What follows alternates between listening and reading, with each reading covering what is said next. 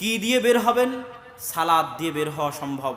40 দিন 5 ওয়াক্ত সালাত জামাতে আদায় করলে অন্তর শয়তানের বিরুদ্ধে যুদ্ধ করা শিখবে।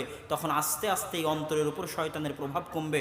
যত গুনাহে আপনি লিপ্ত থাকেন না কেন, প্রত্যেকটা গুনাহ থেকে বের হওয়া সম্ভব যদি আপনি সালাতের মাধ্যমে এই হৃদয়কে প্রশিক্ষিত করেন শয়তানের বিরুদ্ধে যুদ্ধ করার জন্য।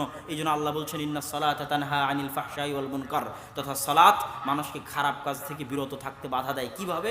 এইভাবে সালাতের মাধ্যমে হৃদয় প্রশিক্ষিত হয়, শয়তানের বিরুদ্ধে যুদ্ধের জন্য শক্তিশালী হয়।